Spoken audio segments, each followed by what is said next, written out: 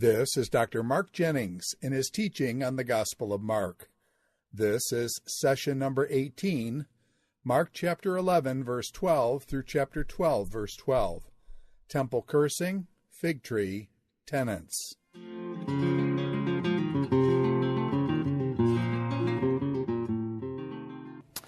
Hello, welcome back as we continue to work through the Gospel of Mark. We just finished up the first part of chapter 11 with the triumphal entry into Jerusalem. And as you recall, that the very end of that, the first thing that Jesus did there is he entered into Jerusalem, was he walked to the temple. But then it's a very muted statement. In fact, the phrase is that Jesus looked around, and we discussed how the verb that is being used there, that particular verb is only used 7 times in the Greek New Testament. 6 of those 7 is in the Gospel of Mark, and it has the idea of considering, evaluating, not just simply looking at.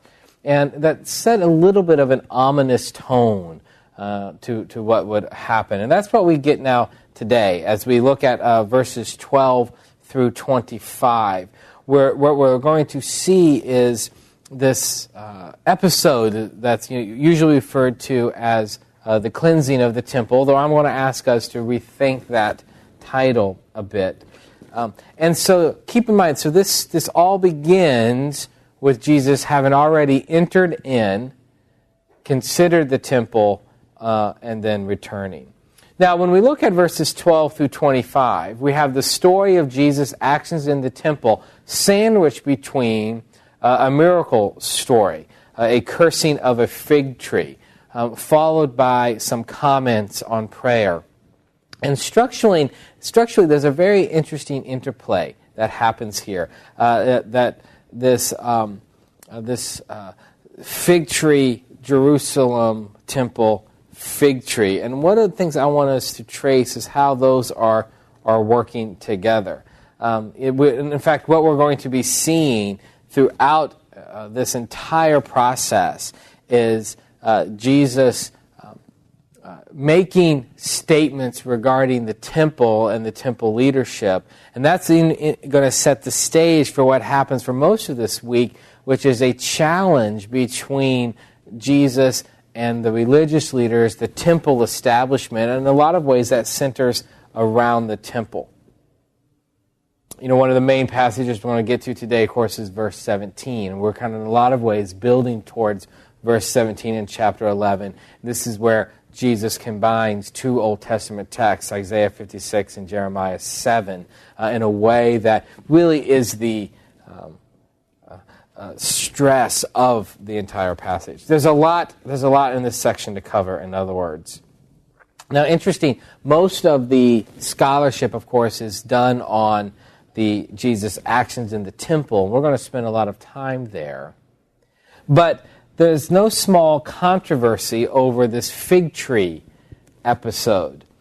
Especially when you look at it, it seems to put Jesus in a very unfavorable light.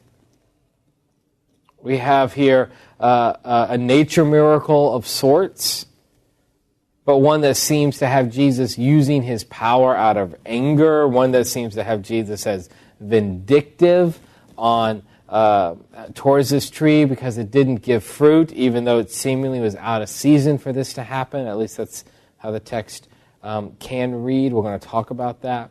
It's a grumpy Jesus, like what Jesus looks like when he hasn't had breakfast, and how he uses this power. I mean, it's an odd picture.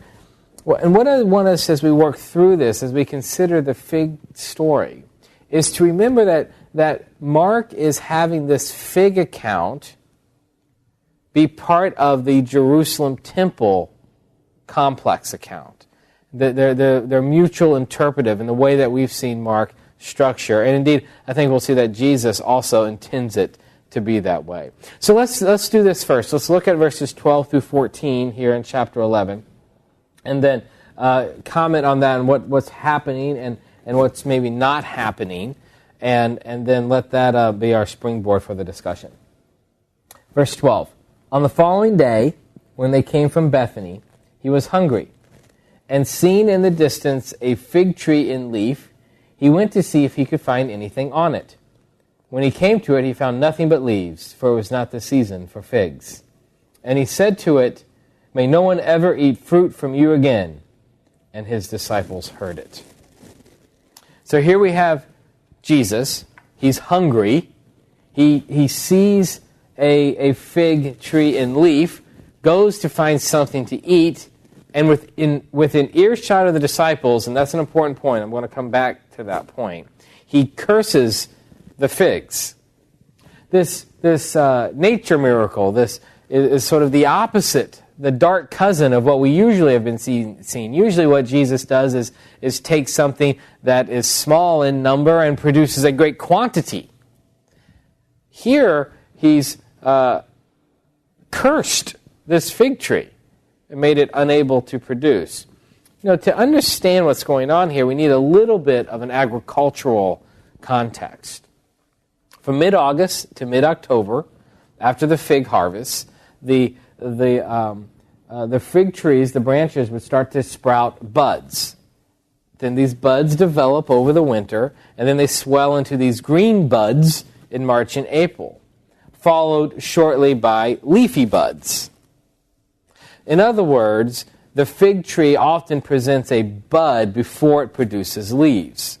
Now, once a fig tree is in leaf, one could expect to find then branches loaded with all types of these green buds, because they'd be in this process of turning into leaves. And these buds will be in various states of maturation, if you will. Sometimes they haven't fully become the fig yet, but they're in some sort of process. But these buds are edible. And this usually happens in the spring, which is roughly the time period that we're talking about. These buds could be eaten.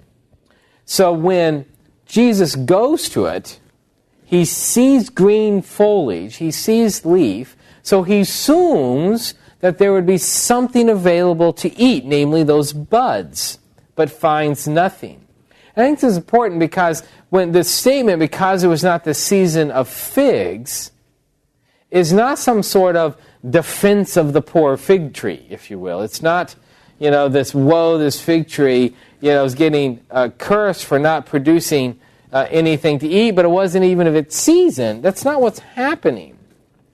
But because it was not the season of figs, but yet was leafy, indicates that it should have been in a position of producing some edible buds, even if it's not yet the full fruit. And I think that's a key part of the element. Jesus goes there because he sees leafy, and therefore there should be something for him to eat there, these buds that will eventually mature into figs. But also he does this within the earshot of the disciples.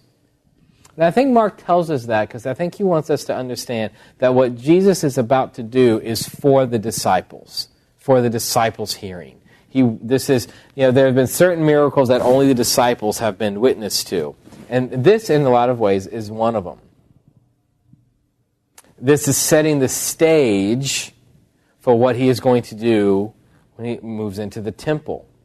And what Jesus, I believe, is doing here with the fig tree, here's this fig tree that's presenting all the indications that it should have these buds that can be eaten. Yet when Jesus gets there and he realizes there is none, that this cursing becomes a visual display, a parable, if you will, a prophetic picture, in the ways that the Old Testament prophets would often have visual displays that helped accompany their message, that this fig tree becomes a prophetic picture of what Jesus is going to do in the temple. In fact, the prophets often use the fig tree as a symbol associated with judgment. The fig tree associated with the people of Israel, and then in terms of judgment, you'd see this in Isaiah 34, you see this in Jeremiah 29, Hosea chapter 2, Hosea chapter 9, Joel 1, Micah 7. Notably, Jeremiah 8:13. Now, Jeremiah 8:13 is in this context of this passage of Jeremiah that we're going to come to in a second. But in Jeremiah 8:13, as part of the judgment language that God is issuing upon Israel as a result of their activity, behavior, their posture, their disobedience, including their activity in the temple, says, there will be no figs on the tree, and their leaves will wither. That's a statement of judgment against Israel. And so I think what is happening is the leafy tree is a symbol, the leafy fig tree is a symbol of the temple. Healthy in appearance, but bearing no true fruit. And then Jesus' action toward the fig tree is a way for us to understand his actions towards the temple. In other words, what I'm leaning us to consider is that Jesus doesn't cleanse the temple as much as he curses it. That when he comes to the temple, the idea of calling a cleansing is a bit of a misnomer, because a cleansing has the idea of purifying, of correcting. Here, I think what we're seeing, what the fig tree asks us to consider, is not Jesus reforming or fixing, but actually cursing, declaring its activities to be over and done. Let's look at what happens actually in the temple. So they came, this is verse 15, and they came to Jerusalem, and he entered the temple, and he began to drive out those who sold and those who bought in the temple. He overturned the tables of the money changers and the seats of those who sold pigeons. And he would not allow anyone to carry anything through the temple. And he was teaching them, saying, is it not written, my house shall be called a house of prayer for all the nations, but you have made it a den of robbers. And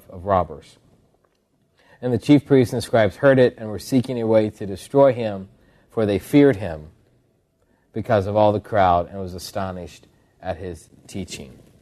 I'll come back to the rest of it in a second, but I want to focus there. Notice Jesus does 4 particular actions here. He expels buyers and sellers. He overturns money-changing tables. He overturns the seats of the dove sellers, and he prevents the transport of temple vessels. Again, it was when they came in. Let me find it here. Oh, there it is. He entered the temple, drove out those who sold and those who bought, overturned the tables of the money changers, the seats of those who sold the pigeons, and were not allowed to carry anything through the temple, verses 15 and 16. I think it's important that we look at these 4 items, that what's happening, because it has the practical effect of shutting down the activity of the temple, at least in the location where it's occurring. Not in terms of the entire temple operation. The temple was so vast that wouldn't have it. But first, it's the idea that Jesus is simply responding to greed, and this is a statement against the monetary abuses of the temple, is often discussed. I think misses the essential element of what's occurring here. I'm not saying that's not a part of it, but for example, he expels the buyers and the sellers. Now, if it was simply those taking advantage of the system, we would have expected him to just expel the buyers. The sellers, excuse me, the sellers. But it's the buyers and the sellers. And keep in mind, they're buying animals necessary for the sacrificial activity at the temple. Without the buying and selling of animals, the sacrificial cultic aspect of the temple would be impossible. An unblemished sacrifice was what was required. And often pilgrims coming in would not bring with them a animal. There could be a fear that whatever animal they brought with would be blemished on the way. And there was this security in knowing that you could get one at temple that would, for lack of a better term, be sanctioned and approved as an unblemished sacrifice. So to stop the buying and the selling of animals was, in a lot of ways, to put a stop momentarily to the sacrificial process. Luke, interesting enough, makes no reference to the buyers. Luke just references the sellers in the temple activity. And I think that's consistent with what Luke's emphasis is on, in terms of especially Jesus standing for the disenfranchised and for the oppressed. And so I don't mean that to indicate here that there's not greedy practices, but rather that I think what Mark is conveying is a picture that also includes the sellers. He also overturned the money changers. Now, the money changers were needed. There were donations to the temple that were required, a temple tax. And these money changers would provide the money necessary to pay the half-shekel tax. And this tax was required by every Jewish male annually. And it stems from an interpretation, actually, of Exodus 30, verse 16. And what the money changers did was serve the pilgrims by providing for them the opportunity to pay the temple tax in the correct coin. Was there greed in that system? Likely. I mean, it's given what we know about the leadership of the time, I'd be surprised if there wasn't. Given what we know about humans, I'd be surprised if there wasn't. But keep in mind, the money-changing process itself was a needed part of the activity. He turned over those who were selling pigeons. Pigeons were the sacrifice that the poor could afford. So here he was, turning over the money changers, expelling the buyers and the sellers, and turning over the pigeon, which would be like if he was just advocating for the poor, then it seems interesting that he actually ends up turning over those things that they would buy. But even more critical, I believe, is this statement about how he would not allow anyone to carry anything through the temple. Not just certain people to carry vessels through the temple, but anyone to carry anything. So you have this picture of where he's at. And again, I don't think we should assume he's in the entire temple activity knows what's happening here. I mean, it's probably just in a portion of it. And he is stopping the purchasing of sacrifices. He is stopping the temple tax. And now he's even stopping all the activity, the people coming and going through that area and preventing them from carrying. In other words, he is in essence putting a prophetic stop, a symbolic stop to the activity of the temple. All of which the temple was involved in, the sacrifices, the tax, the comings and the goings, anything that was temple activity has ended. And I think that's what is happening here. I think he's putting a symbolic end to the temple. Now, the reason for it then becomes, verse 17, is it not written, my house shall be called a house of prayer for all the nations, but you have made it a den of robbers. The first part of that statement comes from Isaiah 56:7. The second part comes from Jeremiah 7:11. So what is he saying in the first section? Because these two passages, he's taken these two and he's working them together. He's saying that what he is seeing in the temple is against what the purposes of the temple were for.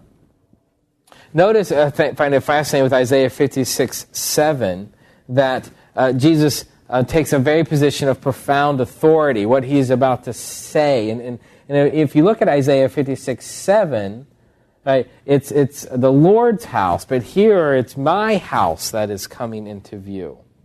The temple is my house. Almost as if Jesus is taking a position as owner or representative of the owner of the house. Isaiah 56 also doesn't discuss sacrificial acts, this passage. If the issue was greed over sacrificial acts, then it's purely and only, it's a very strange passage for Jesus to choose. Because there are plenty of passages in the Old Testament that reference sacrifice and the proper place of sacrifice, the wrong place of sacrifice, the right attitude of sacrifice. But here what Jesus says is, my house shall be called a house of prayer for all the nations. Isaiah 56, which itself has a very strong eschatological push, this looking towards deliverance. What Jesus is doing in this first statement, I think, is declaring that the purpose of the temple was to be one of communion between God and all the people. And it's only in Mark that you have the full statement for all the nations. It's interesting, the other Gospels have this event, but they have it read, "My house shall be called a house of prayer." They leave off before all the nations. Now, that Mark keeps that in, and I think that it continues to speak to what we've been seeing is important for the Gospel of Mark, is this Gentile mission, and is this purpose of Jesus bringing salvation to everyone. And so one of the criticisms, the judgments towards the temple, is that they have excluded the nations from being a part of what is happening here. Now, there's some speculation that where Jesus might have been doing this activity might have been the area that actually was designated for the Gentiles. There was an area for the Gentiles, there was an area for women, and there was an area for Jewish men, and that this area that should have been the place where the Gentiles could come and pay homage and worship and participate in the temple activities would have been God-fearers, people who were of Gentile descent but yet affirming God. That the very area that was supposed to be for their prayer had become this marketplace exchange, and so that might also have a part of that. But I want to note here, and we're going to come back to this in a little bit, is that the temple had the purpose of prayer, of locating the people of God, interacting with God. Hold on to that, because we're going to come back to it. But then he combines it with the Jeremiah, but you have made it a den of robbers. Now that often, I think, gets construed incorrectly. Jesus is not saying specifically, you have made it a place where robbery happens. A place where robbery happens would be a store or a house. Then the robbers do the robbery and come back to their den. Their den is not where robbery happens. Their den is their hideout. So what Jesus is referring to here is that instead of this place being characterized as prayer, as worship, that what characterizes a place is who inhabits it. Instead of this place being characterized as a group of people who truly are seeking God, it's being inhabited by people who are robbers. So it's not, that changes it a little bit. It changes it from cleansing, which would have the idea of robbery is happening here, we need to stop that activity, to you've made it a crook's hideout. Who characterizes this place? Well, it's people who are robbing. And this, when we look at the context even in Jeremiah, where in Jeremiah's speech he's boldly threatening the temple's destruction. Jeremiah gives his announcement in the middle of the temple, actually, when he makes this. And he's arrested for it, sentenced to die, but his life is spared. We have here in Jeremiah this rebuke that occurs. And interestingly, this rebuke that occurs against the temple includes that reference in chapter 8 of judgment, where there are no grapes on the vine, no figs on the fig tree, the leaves are withered. So in Jeremiah's speech of judgment that against the parable of the wicked tenants and in this whole text, there's this fig tree discussion. And even this term, by the way, that's used, robbers, has more the idea of a brigand than a simple thief. The idea of a violent offender, of one who's in revolt. So I think when Jesus blends these two statements, what he is in effect doing is saying that this group pretends to be people who are worshiping, but in reality they're more like brigands. They're more like those who were standing against the purposes of God in Jeremiah's day. Which leads me to the conclusion that what Jesus is saying here and what he is doing here is a statement of judgment, similar to Jeremiah, similar to the Old Testament prophets. He's using it, and the fig tree cursing is part of that understanding. It's fascinating when you look at Jeremiah 7. Jeremiah 7 actually gets picked up in the Dead Sea Scrolls as part of a passage of they understand to be judgment language coming. Josephus references various movements where Jeremiah 7 was used during some of these time period and anticipating the destruction of the temple.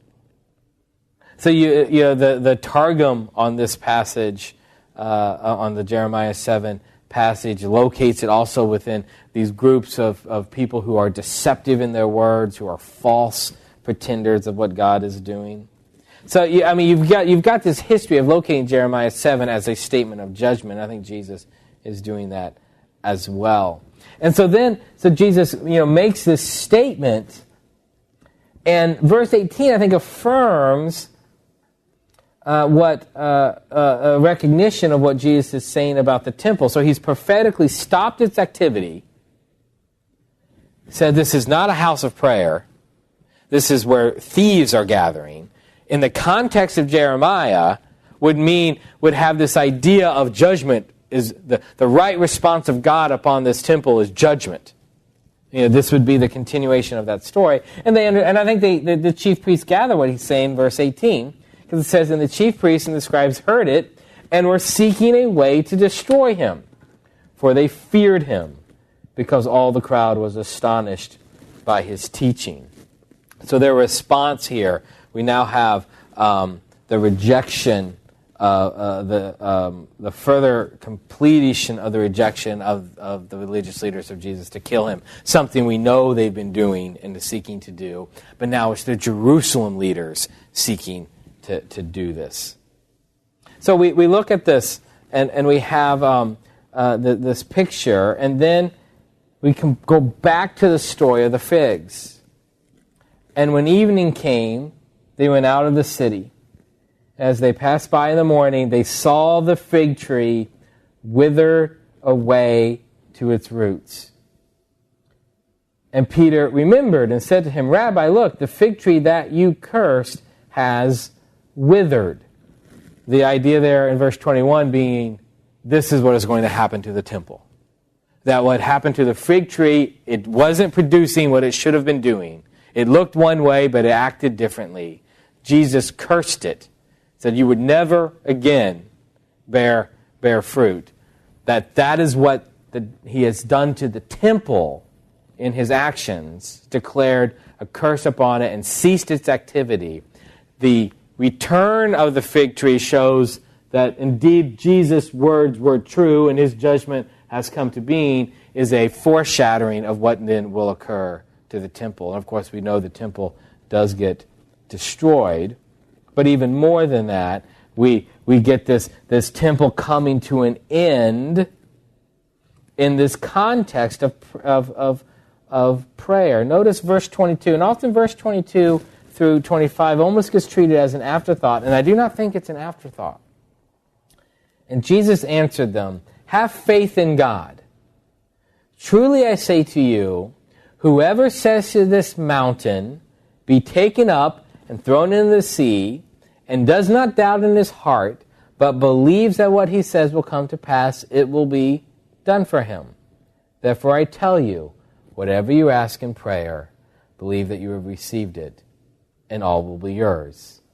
And whenever you stand praying, forgive if you have anything against anyone, so that your Father also who is in heaven may forgive your trespasses.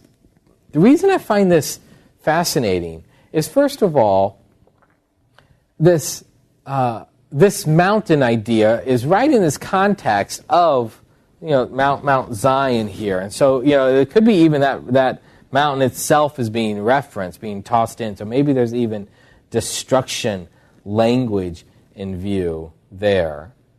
You have, of course, Isaiah 43:5, where Zion is a mountain that has constantly resisted, and the movement of it might be a judgment reference. Zechariah 4:7, the great mountain is laid low in the context of a temple.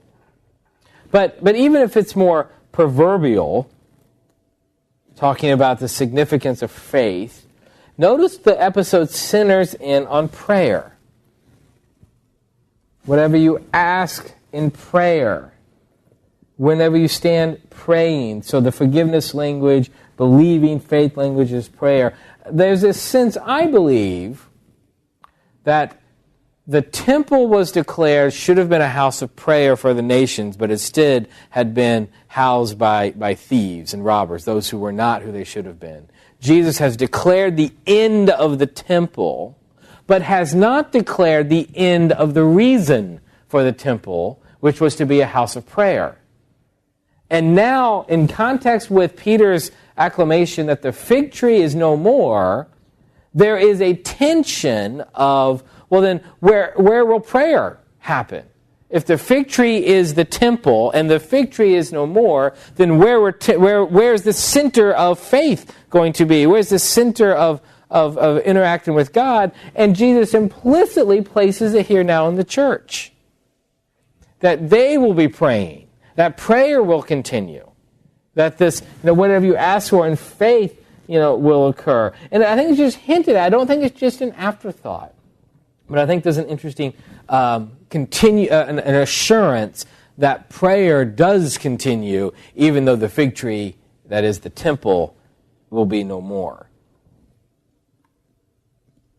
Let's continue on looking in Mark chapter 11 as we get into here verse 27.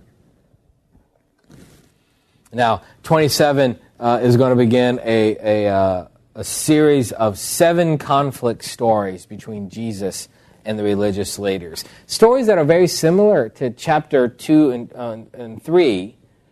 In other words, the conflicts themselves aren't as new, but now it's with the Jerusalem leadership. Now it's with temple and not synagogue. And the conflicts are again going to center around the question of authority. But now it's not merely the scribes only, but the Sanhedrin that comes into view. The Sanhedrin is the 71 leaders that are at the center of Jewish religious rule. So let's look at verse 27 through 33. Again, the 27 through 12 is this begins this series of conflicts. So I just want to look at 27 through 33 to set the stage here. And they came again into Jerusalem. So they're going into Jerusalem, they're leaving Jerusalem, they're going back into Jerusalem. And as he was walking in the temple, again, notice this is all happening at the temple, the chief priests, the scribes, and the elders came to him. And they said to him, by what authority are you doing these things, or who gave you this authority to do them? And Jesus said to them, I will ask you one question, answer me, and I will tell you what authority I do these things. Was the baptism of John from heaven or from man? Answer me. And they discussed it with one another, and they saying, if we say from heaven, he will say, why then do you not believe him? And shall we say from man? For they were afraid of the people. For they all held that John really was a prophet. So they answered Jesus, we do not know. And Jesus said to them, neither will I tell you by what authority I do these things. We have here, this is the only time, sort of outside of his trial, that we get these religious leaders approaching these groups of the Sanhedrin approaching Jesus. Now, the question that they ask is authority. Again, setting the stage for what Mark has been doing all along, which is presenting Jesus in the matter of his strength. And they likely think they have trapped him because they're acknowledging he's doing this great teaching. Now they want to know by what right he is doing it, on whose authority. And it's very typical in this type of debate to have a question be responded by a counter question. So what Jesus does here in asking a counter question is not unusual or even surprising. And a skilled debater in this process would ask a counter question that would be designed to get at the heart of the matter. So here Jesus asks a question about John.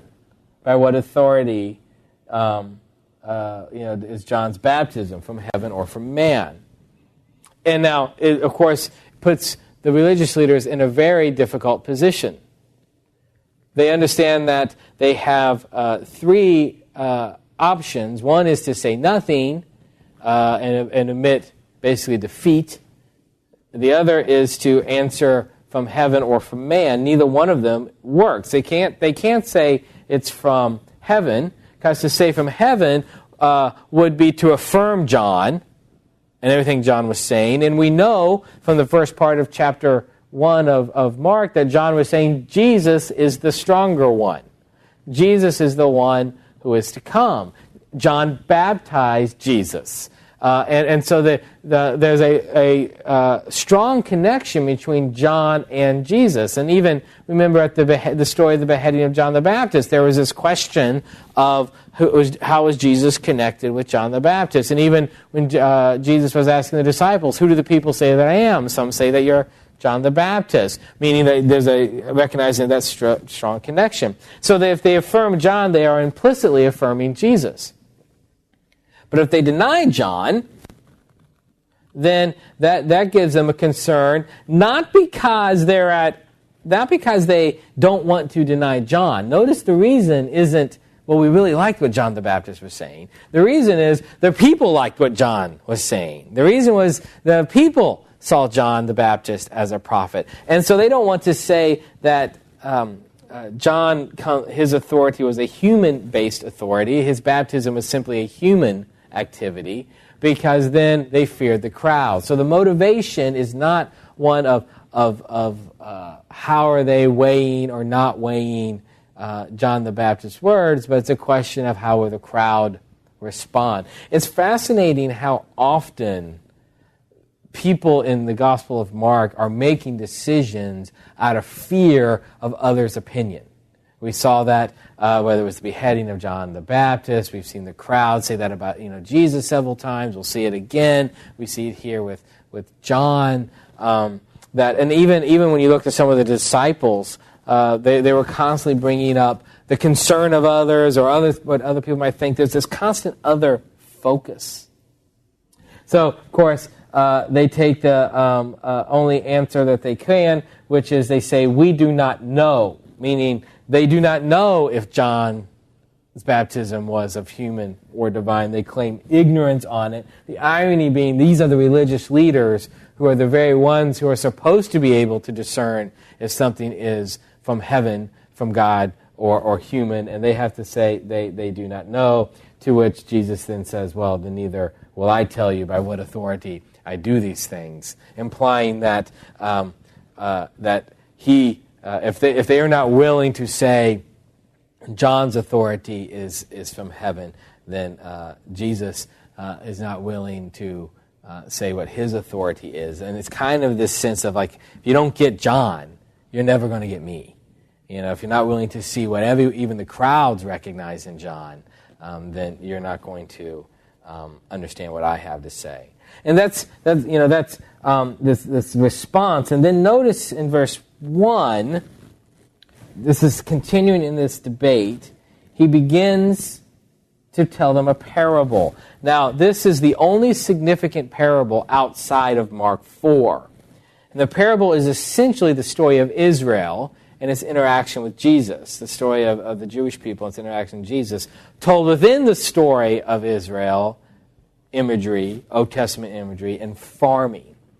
Now, before we read the parable, one thing to keep in mind that during this time, it was absentee landownership was not an unusual concept. And there would often be absentee landowners who left supervisors to run it. And absentee landowners was sometimes seen as one of the problems economically that was occurring here. And also, as before we read the parable, the Old Testament imagery that comes in very strong here is Isaiah 5, 1 through 2, where Israel is called the vineyard of God. I will sing for the one I love, a song about his vineyard.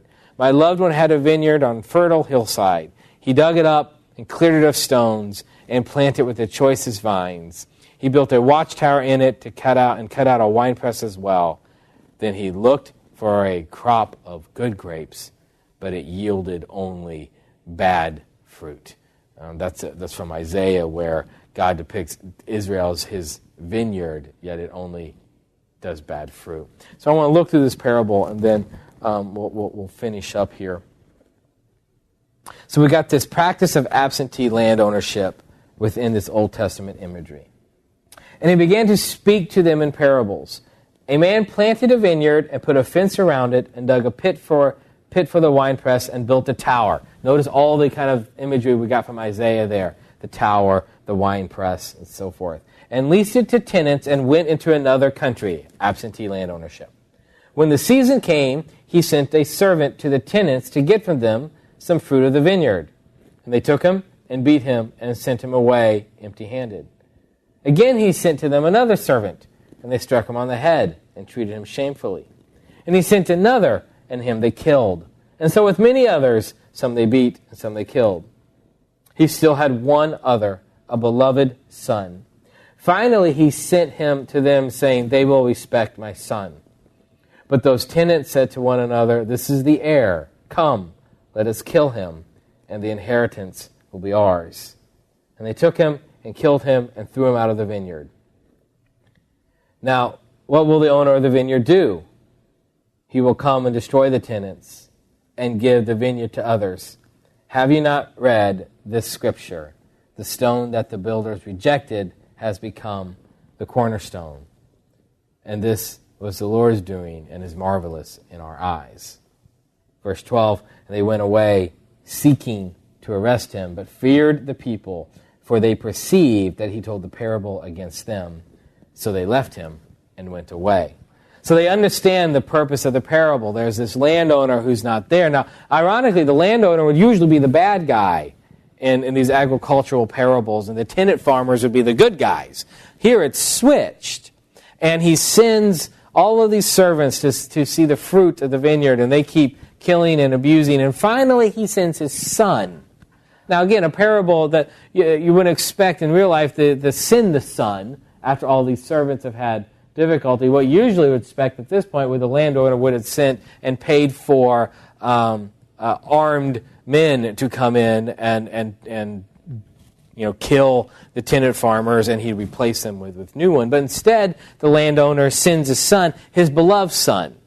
That's important, because that is how Jesus has been referred to by God throughout the Gospel of Mark. At the baptism, at the transfiguration, the son whom I love, my beloved son. It also picks up the imagery, the language of Isaac as the beloved son of Abraham. It picks up the idea of David as a beloved son, of Israel as a beloved son, Jacob as a beloved son. All that language picks up. And he sends the son who has the authority of the vineyard. Remember, this parable was part of the question, by whose authority do you do these things? And what this parable is unpacking is the son has come to this vineyard who has been rejecting everyone that the landowner has been sending. The son comes with the authority of the landowner. So implicitly, Jesus is answering the question. Even in parable form, he's identifying himself as the son who has come with the authority of the vineyard. And if all this Isaiah imagery is in view, it's the authority of God who planted the vineyard, with the watchtower and all of that. And so we have this statement come, and of course they kill the son and threw him out of the vineyard.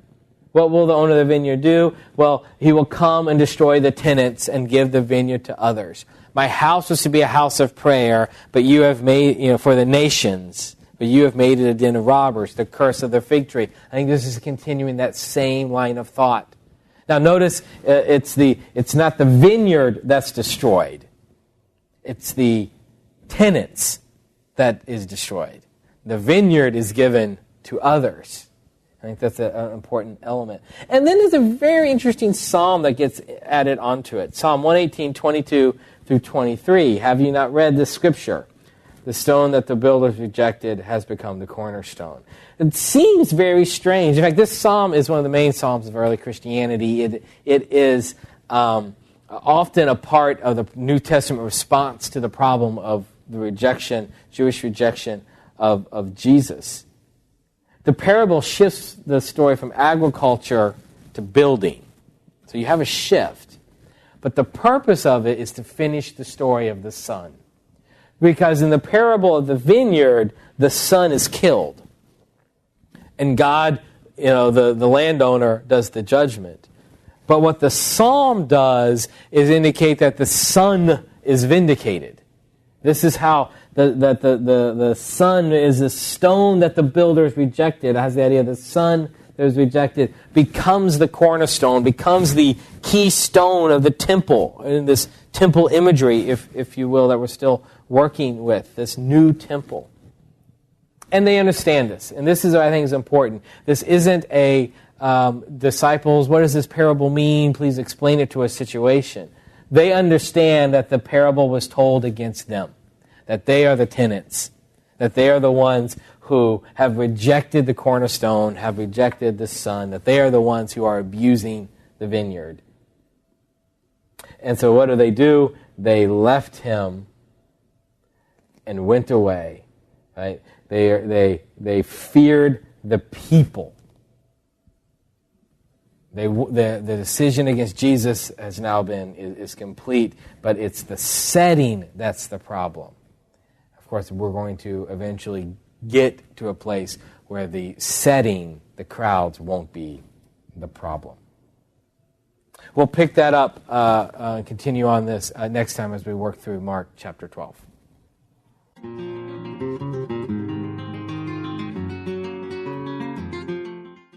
This is Dr. Mark Jennings in his teaching on the Gospel of Mark. This is session number 18, Mark chapter 11, verse 12 through chapter 12, verse 12. Temple cursing, fig tree, tenants.